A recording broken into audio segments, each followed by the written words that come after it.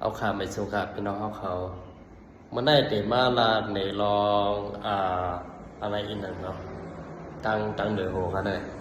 อันได้เป็นกล้องวงจรเนาะ CCTV เนี่ยกำดำๆก็ได้ป้องจากการได้รู้จักกันเนาะ CCTV เป็นหางเนี่ยCCTV ไว้ได้เหตุการณ์ซึ่งหือพองนั่นเนาะเหตุการณ์ซึ่งหือพองเยาก็มันมีพรดีซึ่งหือมีพรจ่าซึ่งหือนั่นเนาะพรดีมันได้ก็เฮาคายอยู่ที่เฮิรนว่าอยู่ที่ไรเสตัวก็ไรนั่นน่ะเนาะเพราะเฮาไขตัวในโครงการเฮามันก็ที่เหตุการณ์เฮาเส้นนั่นน่ะเนาะเฮาอยู่ที่ไรก็บนวินิจเนี่ยเฮาตัวแหละมันขันนะมันเตบันทึกวิดีโอก็ไรถ่ายภาพก็ไรถ่ายผู้ไปก็ไรนั่นน่ะเนาะใครตัวเข้าไรก็ไรเนี่ยเฮาขามาตัวย้อนหลังขึ้นก็ไรนั่นน่ะเนาะอันนี้เป็นพรดีมันนะอยู่ที่ไรก็เฮาขาเช็คไรที่เพิ่นเฮาว่าเผยเข้าเผยออกพองยังขอเช็คด้วยก็ในการเฮาที่ห้องการก็ไรเนาะกูตีเนี่ยเพิ่นก็มีไว้กันนะ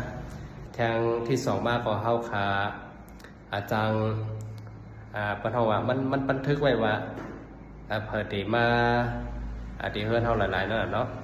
เผยเข้าเผยออกพองเยาก็สันซึ่งว่ามันมี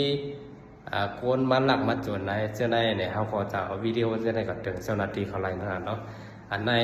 สอนในก็ได้เป็นพ่อนดีมันนั่นเนาะได้มีทางหลายอันอยู่เนี่ยกุ้ยการอันเป็นพ่อนให้มันไหนได้เข้าตั้งอันเดียวกันก็มันก็ได้มีพ่อนดีได้พ่อนให้เหมือนกันนั่นเนาะพ่อนให้มันนั่นเป็นสังลาเนี่ยมันเหมือนเจ้าหนึ่งว่าเข้าขาบันทึกไอ้ตัวไรสังเกตว่าคนที่ความว่าใครตัวทางเขารู้เจอโรงเรียนไผ่ AI เขาแน่ IT เขาแน่พี่น้องเขาวนว่าจ่องมันเตะตัวไหลค่ะใครยืนยันว่ามันตัวไหลนะมันตัวไหลเนี่ยย้อนเปิดสั่งแร่เนี่ยพอเปิดเอาไล่ Wi-Fi เขาแล้วนะเนาะเข้าไล่ Wi-Fi มันก็แฮกไล่แอมตัวนี้นะอันนี้เป็นแอม Wi-Fi เขาเนี่ยเพราะว่าแฮกไล่ในคอบอกว่า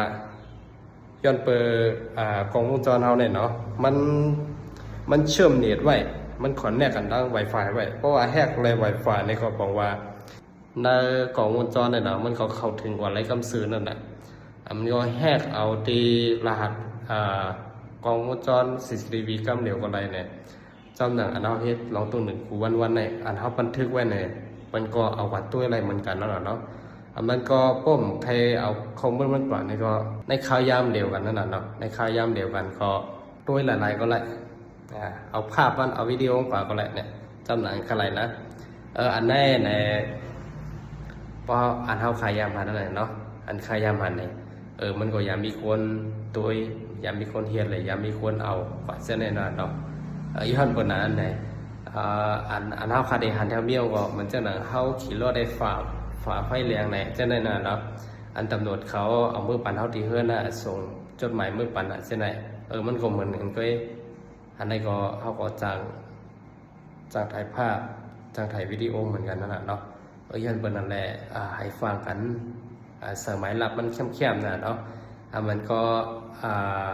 ปีนปันหมายลับมันในใกล้ๆปีนปันอีกหนึ่งก็ไรคันเนาะเพราะว่าเสื่อมี